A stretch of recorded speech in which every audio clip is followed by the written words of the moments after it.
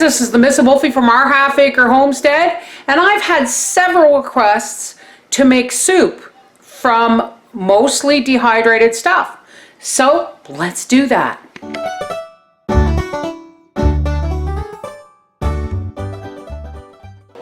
Okay, so here I have some chicken stock that I made when we were butchering this weekend, and I'm going to pick some meat off of these bones because I pressure cooked it. And here is our stock. Let's see how thick that fat is. That fat's not very thick.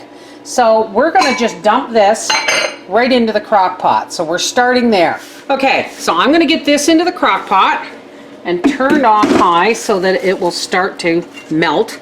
And I'm going to measure out our dry ingredients. Now I'm only going to use a 1/4 cup of whatever I'm going to use. First things first, I'm not going to use a 1/4 cup of garlic. We're going to use about a teaspoon of garlic, about a 1/4 cup of dehydrated onion, and these are green onion and chives from the garden that I dehydrated, so we're going to put some of that in there. And we're going to do about a 1/4 cup of corn. Now folks, when you're working with dehydrated ingredients, you need a minimum, okay, a minimum of 1 cup of liquid for every 1/4 cup of dehydrated vegetation.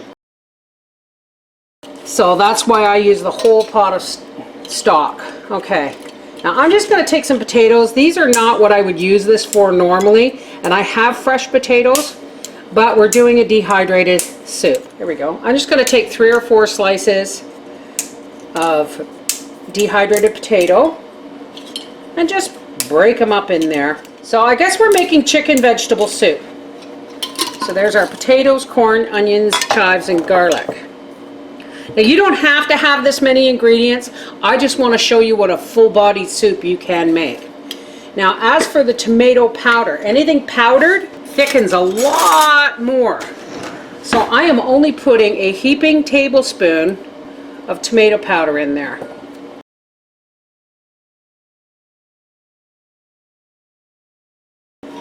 A heaping tablespoon of squash powder.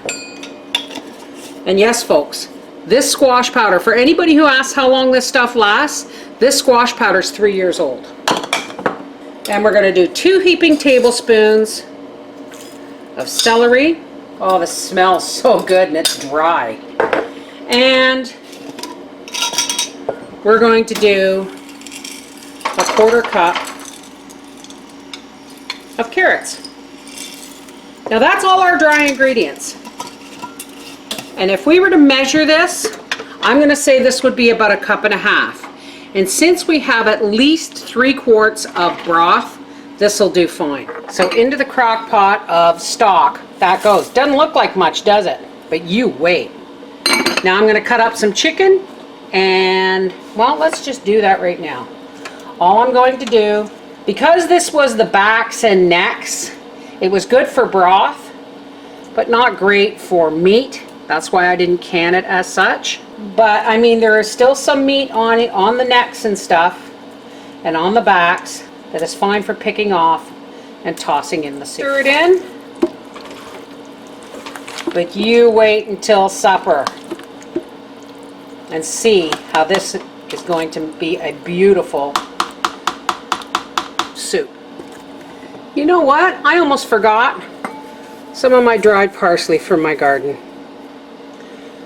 And there we go. Here is some homemade spinach egg noodles. And you only put these in, especially fresh ones, you put them in about 15 minutes before you're ready to stir up. Look at my dehydrated carrots and corn and everything and how beautiful that looks. All right, can't wait for Papa to come home for supper. There it is, Papa. What season is it? It's soup season. But not for greasy. Get down, silly. So somebody asked me to do soup made with mostly dehydrated ingredients. Of course I used the broth that I made in the pressure cooker and homemade noodles, but all the vegetables and everything are dehydrated, including the potatoes. Including the potatoes. hot, baby. Very tasty. Potato. Let me see. Yeah, that's potato and a carrot.